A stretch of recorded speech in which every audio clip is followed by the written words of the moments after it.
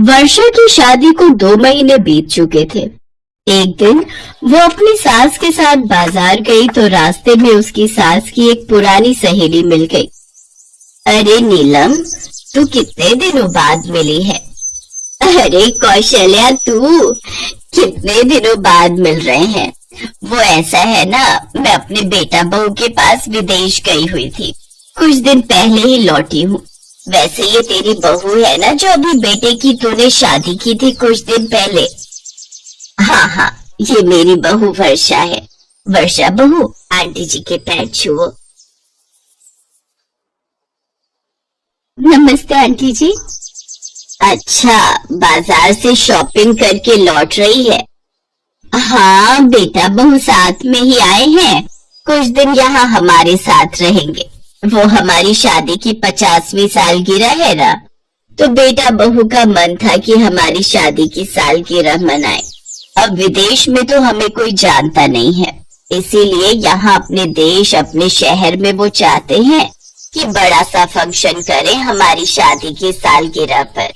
इसीलिए बस थोड़ी शॉपिंग की तैयारी चल रही है। बेटा बहू सामने साड़ियों की दुकान पर हैं। मैं चलती हूँ। और सुन, मैं तुझे फोन करूंगी। तुझे मेरी शादी की सालगिरह पर आना है पूरे परिवार के साथ। कौशल्या की सहेली नीलम उसे अपनी 50वीं सालगिरह पर इनवाइट करती है। उसने काफी बड़ा फंक्शन रखा था।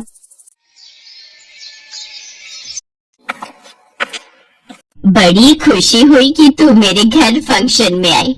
नमस्ते भाई साहब, वर्षा बहू, हरीश बेटा, आप सबको देखकर बड़ी खुशी हुई। अच्छा, मैं और मेहमानों को देख लूं, तब तक आप सब एंजॉय कीजिए।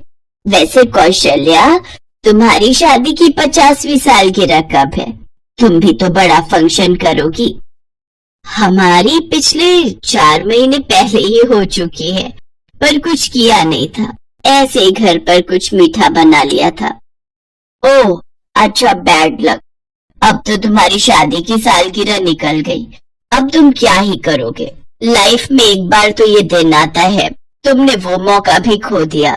अच्छा, मुझे सब जयमाला के लिए बुला रहे हैं, मैं जरा उधर देख लूं। नीलम की बातों से कौशल्या देवी का मुंह थोड़ा उतर गया था। कौशल्या देवी की बहू वर्षा सब कुछ सुन भी रही थी और देख भी रही थी। सब लोग फंक्शन से वापस लौट आते हैं। वर्षा ने सोच लिया था कि वो अपने सास ससुर की शादी की 50वीं वर्षगांठ खूब धूमधाम से करेगी। हरीश, मुझे अपने सारे रिश्तेदारों के फोन नंबर दे दो प्लीज। मैं सबको माँ पापा की एनिवर्सरी के लिए इनवाइट करना चाहती हूँ। मेरा मन है कि मैं उनकी शादी की 50वीं सालगिरह को खूब धूमधाम से करूँ। पर माँ पापा की तो एनिवर्सरी निकल चुकी है, अब कैसे करेंगे? तो क्या हुआ, 4 महीने तो निकले। तुम बस मुझे नंबर दे दो, बाकी सब मुझ पर छोड़ दो। मेरा मन है कि मैं उनकी सालगिरह का फंक्शन रखूं। ठीक है, मैं तुम्हें सारे नंबर मैसेज करता हूँ। उसके बाद वर्षा अपने सास ससुर के पास जाती है। पापा जी, आपसे एक बात पूछूं? हाँ हाँ बेटा, क्यों नहीं, पूछो। पापा जी, आप और माँ जी शादी से पहले कौन से दिन मिले थे? मतलब कुछ आपको याद है कि पहली मुलाकात आपकी कब हुई थी? वो दिन मैं कैसे भूल सकता हूँ बहू। देखो कैसे शर्मा गई तुम्हारी सासू माँ। क्या हुआ बहू, तुम ये सब क्यों पूछ रही हो? ऐसे ही माँ जी, बस मुझे लगा कि मुझे आप लोगों के बारे में थोड़ा जानना चाहिए, ताकि मैं अपने और हरीश के रिश्ते में भी वही मजबूती ला सकूं जो आप दोनों के रिश्ते के बीच है, पूरे 50 साल की। बहू 50 नहीं 52 कहो। हम दोनों शादी से 2 साल पहले मिले थे, जब मेरे एक दोस्त की शादी थी। अरे शादी से याद आया कौशल्या, हम इसी महीने की 12 तारीख को ही तो मिले थे, 12 जून को। बस यही बात तो वर्षा जानना चाहती थी, और बातों ही बातों में उसको उनका ये राज पता चल गया। और फिर बिना अपने सास ससुर को भनक लगे, वर्षा ने अपने सास ससुर की 50वीं शादी की सालगिरह की तैयारियां कर। हरीश बेटा, तुम तो हमें ऐसे तैयार करके अपने दोस्त की शादी में ले जा रहे हो जैसे हमारी खुद की ही शादी हो। माँ देखो तो बहू ने इतनी महंगी नई साड़ी मेरे लिए खरीद ली। बहू इतने भारी कपड़े पहनाने की क्या जरूरत थी। और देखो ना, इतना जेवर भी मैंने पहन लिया। जबरदस्ती मुझे पहनाया है तुमने। माँ जी, आज तो आप बिल्कुल दुल्हन लग रहे हो और पापा जी बिल्कुल दूल्हा। हरीश और वर्षा आंखों ही आंखों में इशारे में हंस देते हैं, क्योंकि कुछ ही देर में वो अपने माँ पापा को बहुत बड़ा सरप्राइज देने वाले थे।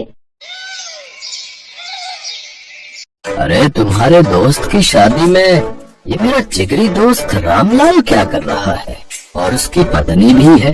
अरे बड़े भाई साहब, भाभी, ये तो हमारे घर के सारे रिश्तेदार हैं। हाँ, अरे मेरी सहेली नीलम भी है। ऐसा कैसे हो सकता है? कुछ देर बाद वर्षा और हरीश अपने माता पिता को होटल के अंदर लेकर जाते हैं। वहाँ सब लोग जोरदार तालियों से उनका स्वागत करते हैं और उन पर फूल बरसाते हैं। शादी की 50वीं सालगिरह की बहुत बहुत बधाई हो मेरी प्यारी सहेली, और आपको भी भाई साहब। ये सब क्या है? मैं तो कुछ भी समझ नहीं पा रही हूँ। माँ पापा, ये सब वर्षा का आइडिया था। पर हमारी तो 50वीं सालगिरह 4 महीने पहले ही निकल चुकी है। माँ जी, पापा जी, आज क्या तारीख है? बहू, आज तो 12 जून है। तो बस आज से अच्छा दिन आपकी लाइफ का कोई। मनीष एक ऑटो रिक्शा चलाता था। जब वो 15 साल का था तब उसके पिता का देहांत हो गया। इसी कारण मनीष को ही घर की जिम्मेदारी उठानी पड़ी और कॉलेज की पढ़ाई छोड़कर पिता के ऑटो चलाने का काम मनीष ने संभाल लिया। मनीष की बड़ी बहन सुलेखा की शादी में जो उसके पिता ने कर्जा लिया था, उसे उतारने के लिए मनीष ने अपना घर भी बेच दिया और माँ के साथ किराए के घर में रहने लगा। मनीष की बड़ी बहन अपने ससुराल में खुश है। इस बात की उसे बहुत तसल्ली है। माँ, सुलेखा दीदी का मेरे मोबाइल पर फोन आया है। तुम बात कर लो, फिर मैं ऑटो लेकर काम पर निकलता हूँ। हेलो सुलेखा दीदी, ये लो माँ से बात करो। हाँ बेटी, अपना ध्यान रखा कर, खूब खाया पिया कर, इससे बच्चे की सेहत पर अच्छा असर होगा। अब बस यही इच्छा है कि जल्दी से मैं नानी बन जाऊं और मनीष मामा। हाँ वो तो है, अब मामी कहलवाने वाली बस आ जाए तो मैं सुकून से तीर्थ यात्रा पर निकल जाऊंगी। नहीं नहीं, अपने नाती पोतों को खिलाकर ही तीर्थ यात्रा पर जाऊंगी। माँ, बस मनीष के लिए अच्छी सी लड़की ढूंढ लो जो घर संभाल ले। माँ, मुझे देर हो रही है, बाद में बात कर लेना। अच्छा सुलेखा, मैं तेरे से बाद में बात करती हूँ, मनीष को देर हो रही है। मनीष ऑटो लेकर काम पर निकलता है। उसे पहले ही बहुत देर हो चुकी थी, पर रास्ते में जाम भी बहुत था। वो सवारी का इंतजार कर रहा था, तभी उसका एक साथी जो उसकी तरह ऑटो चलाता था, वो किसी लड़की से झगड़ रहा था। अरे देखिए मैडम, ऐसे थोड़ी होता है? जब आपने मुझे यहाँ छोड़ने के लिए पैसे तय किए हैं तो चुपचाप मेरे पैसे दे दो ना। भैया, मैंने आपको बोला ना, मेरा पर्स रास्ते में कहीं गिर गया। मेरा मोबाइल फोन भी उसी में है और सारे पैसे भी। मेरा पर्स कहीं नहीं मिला। मैं तुम्हें बोल रही हूँ ना, मुझे अपना नंबर दे दो, मैं तुम्हारे नंबर पर पैसे भेज दूंगी। अभी मुझे देर हो रही है, मुझे सामने होटल में एक फंक्शन में पहुँचना है। क्या हुआ निरंजन, लड़ क्यों रहे हो सुबह सुबह? अरे देखना यार, सुबह सुबह पहली सवारी मिली और वो भी मुझे पैसे देने के लिए मना कर रही है। इन मैडम का पर्स कहीं खो गया है और मुझसे कह रही है कि पैसे बाद में देंगी। अरे ऐसे थोड़ी होता है भाई। कोई बात नहीं निरंजन, कभी कभी किसी की परेशानी को भी समझना चाहिए।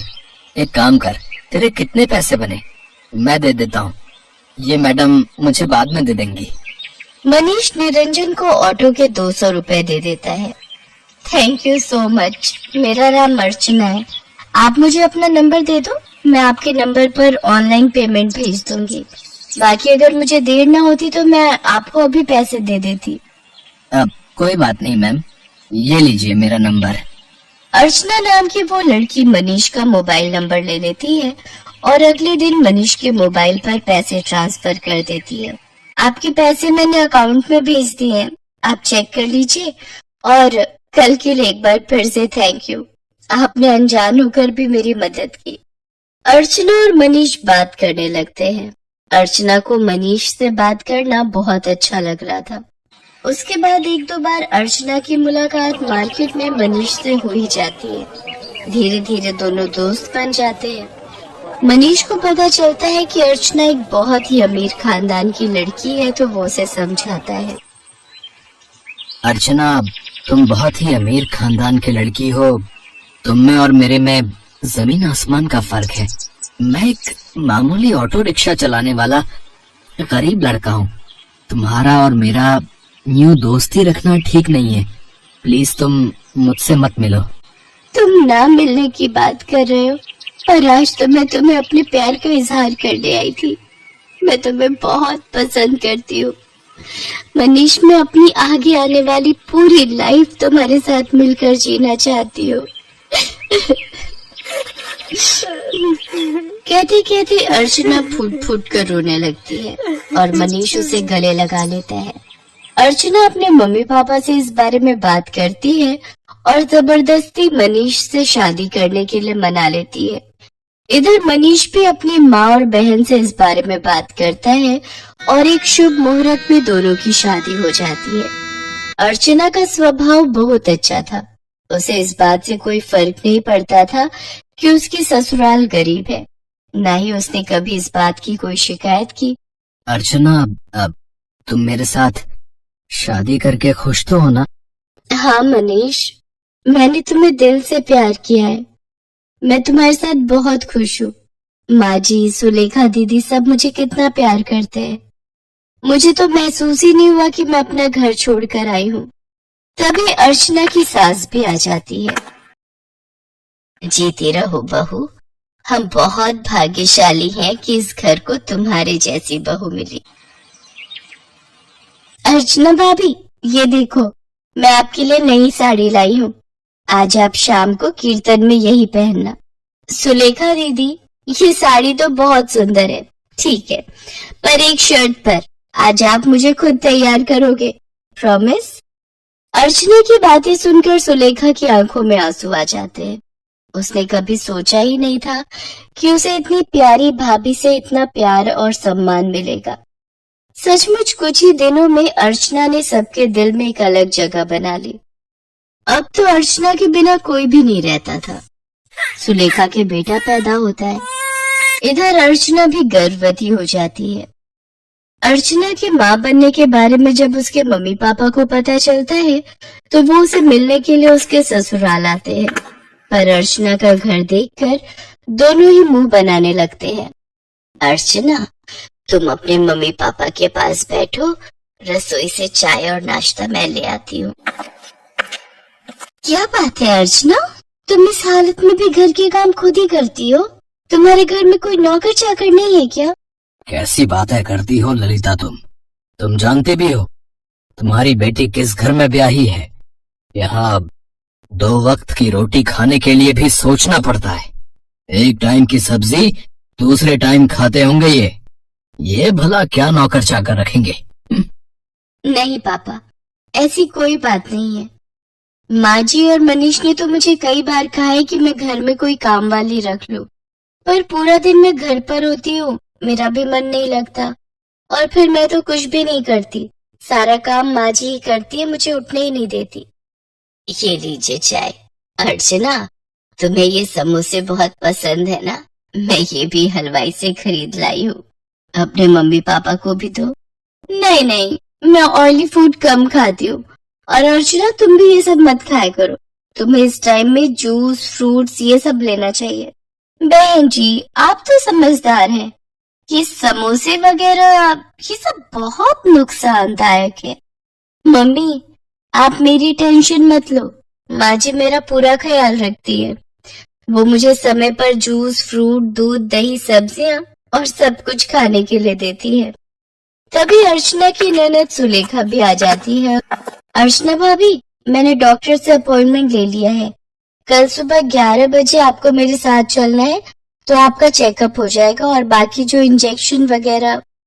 सुलेखा, तुम्हारा कौन से हॉस्पिटल में बच्चा हुआ था जिस डॉक्टर के बारे में तुम बात कर रही हो? जी, वो बड़े बाजार में जो हॉस्पिटल है जहाँ डॉक्टर नेहा बैठती हैं, वो सस्ता बेकार सा हॉस्पिटल। अर्चना, तुम उस हॉस्पिटल में चेकअप के लिए जाओगी? तुम्हारा दिमाग तो ठीक है। अर्चना, तुम एक मामूली से हॉस्पिटल में चेकअप के लिए जाओगी? तुम चिंता मत करो, इन लोगों के पास अगर तुम्हारे इलाज के लिए पैसे नहीं है तो क्या हुआ, मैं तुम्हारे लिए इस शहर के सबसे बड़े नामी हॉस्पिटल में आज ही बात कर लेता हूँ। और तुम अभी के अभी अपना सामान पैक करो और हमारे साथ चलो। किसके घर? आपके घर पापा? मैं अभी अपना घर छोड़कर कहीं नहीं जा सकती। मुझे डॉक्टर नेहा, जो कि एक बहुत बड़ी और समझदार डॉक्टर है, उन्होंने सुलेखा दीदी की नॉर्मल डिलीवरी की है। उन्होंने मुझे पूरा रेस्ट करने के लिए बोला है। और शायद आपने ठीक से सुना नहीं, मुझे कल सुलेखा दीदी के साथ डॉक्टर के पास जाना है। आप थोड़ी देर और बैठेंगे या जा रहे हैं? क्योंकि अभी ना मनीष आने वाले हैं। वो शहर में एक नया रेस्टोरेंट खुला है, वहां पर मेरी फेवरेट आइसक्रीम मिलती है, तो आज मेरा वो खाने का प्लान है। तो हम सब डिनर के लिए जाने वाले हैं। अर्चना का ऐसा कोई प्लान नहीं था, ये उसकी सास और सुलेखा जानते थे। पर अर्चना अपने मम्मी पापा को एहसास दिलाना चाहती थी कि उसके ससुराल वालों का और अपमान ना ही करे तो उनके लिए बेहतर है। अर्चना के मम्मी पापा लज्जित हो जाते हैं और कुछ देर बाद वहां से चले जाते हैं। अर्चना की सास और ननद दोनों की आंखों में खुशी के आंसू थे। अर्चना अपनी सास और ननद के गले से लग जाती है।